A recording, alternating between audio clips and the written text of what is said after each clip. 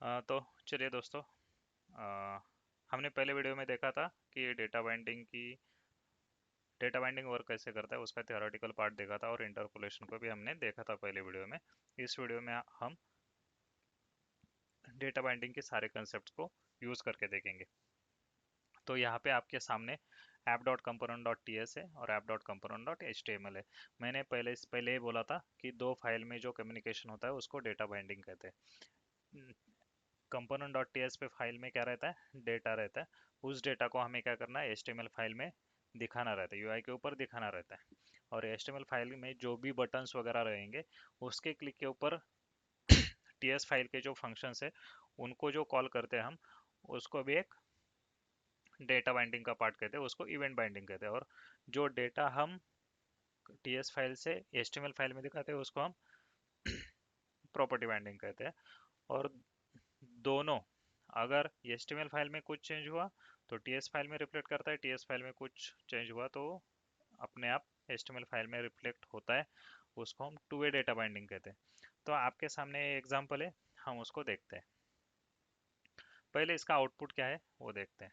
तो चलिए ब्राउज़र पे जाके देखते हैं। तो यहाँ पे हमें पहले तो इंटरपोलेशन दिख रहा है। ओके, इंटरपोलेशन में ID 1, name Sachin Tendulkar, age 40, country India. Okay, ये दिखाई दे रहा है। तो ये कैसे दिखा है वो देखते हैं। तो देखिए, हमारे पास डेटा क्या है, पर्सन इन्फो का डेटा है। ओके, ये डेटा किस में, TS फाइल में। अभी ये HTML फाइल देखते हैं। ये HTML फाइल में हमने क्या किया है, H2 किया, H2 लिया, उसको इंटरपोलेशन बोल दिया, जो हमारा हेडिंग दिख रहा है। उसके बाद जो पैराग्राफ है, पैराग्राफ लिया है हमने P टैग से, और ID, नेम, एज, कंट्री, ये स्टैटिक डेटा हमने वहाँ पे डाल दिया। और इंटरपोलेशन का यूज़ करके person info dot I D, person info dot name, person info dot age, person info dot country, इसकी वजह से क्या हो रहा है, ये जो डेटा हमें दिखाई दे रहा है 1 सचिन तेंदुलकर इंडिया 40, वो हमें UI के ऊपर दिखाई दे रहा है। तो इसको बोलते हैं इंटरपोलेशन। इससे डेटा बाइंड होता है। TS फाइल का डेटा हम कहाँ पे दिखाते हैं, HTML फाइल पे। और जो हमको हमारे आँखों से हमारे UI के ऊपर दिखता है वो HTML फाइल रहता है। तो हमें क्या करना पड़ता है, TS फाइल से डेटा उठा के HTML फाइल में दिखाना होता है। तो ऐसे इंटरपोलेशन वर्क करता है। उस तो यहाँ पे आपको जो भी दिख रहा है इंटरपोलेशन के नीचे, तो वो इंटरपोलेशन डेटा बाइंडिंग है। अभी प्रॉपर्टी बाइंडिंग देखते हैं। प्रॉपर्टी बाइंडिंग में क्या किया है, देखो, यहाँ पर हमारे पास एक URL है। कौन सी URL है, एक फोटो है, सचिन तेंदुलकर जी का फोटो है। उस फोटो को हमने इस इमेज URL में स्टोर किया हुआ है। तो ये डेटा कहाँ पे, TS फाइल में। अभी इस URL को हमें क्या करना है, उनका जो पिक्चर है वो हमें ये HTML फाइल में दिखाना है। तो हमने क्या बोला था, प्रॉपर्टी बाइंडिंग में हम स्क्वायर ब्रैकेट का यूज करते हैं। ओके, यहाँ पे हमने स्क्वायर ब्रैकेट आपको दिखाई दे रहा होगा, SRC को हमने स्क्वायर ब्रैकेट लगाया हुआ है। तो SRC is equal to what, image URL। तो ये जो इमेज URL में जो डेटा रहेगा वो किसको जाएगा, SRC को जाएगा। तो हम जब HTML में एक इमेज बाइंड करते हैं तो उसको एक URL देते हैं, लेकिन वो URL आ कहाँ से रही है, TS फाइल से। हमारा URL का वैल्यू कहाँ पे, TS फाइल में, लेकिन उसको हम एक्सेस कैसे करते हैं, प्रॉपर्टी बाइंडिंग से करते हैं। ओके, तो ये हो गया प्रॉपर्टी बाइंडिंग। तो इस वजह से हमें जो स्क्रीन के ऊपर जो इमेज दिखाई दे रही है वो उसी की वजह से दिखा रही है। तो प्रॉपर्टी बाइंडिंग का एग्जाम्पल है। उसके बाद देखते हैं इवेंट बाइंडिंग। इवेंट बाइंडिंग कैसे वर्क होता है, अभी देखो। इवेंट बाइंडिंग यहाँ पर एक बटन है। अभी तक हमने क्या देखा, TS फाइल से डेटा HTML फाइल की तरफ आ रहा है। अभी ये बटन है, इस बटन के क्लिक के ऊपर देखो, ये बटन है, इसको हमने एक इवेंट दे दिया, क्लिक। जब हम क्लिक करेंगे तो ये शो अलर्ट का फंक्शन है वो कॉल होना चाहिए। अब ये शो अलर्ट का फंक्शन कहाँ पे है, TS फाइल TS फाइल में। अभी क्या हो रहा है, देखो यहाँ पे TS फाइल में अपने आपको शो अलर्ट का बटन दिख रहा है। अभी क्या होगा, HTML से हम कहाँ पे जा रहे हैं, TS फाइल के अंदर। पहले TS फाइल से HTML फाइल के अंदर आ रहे थे, अभी HTML फाइल से TS फाइल के अंदर जा रहे हैं। तो क्या होगा, जब इस बटन के ऊपर, उस बटन का वैल्यू है क्लिक में, जब मैं इस बटन के ऊपर क्लिक करूंगा तो ये शो अलर्ट फंक्शन कॉल हो जाना चाहिए। और वो शो अलर्ट फंक्शन क्या कर रहा है, अलर्ट बटन क्लिक, एक अलर्ट पॉपअप देता है उसमें मैसेज रहेगा कि बटन क्लिक।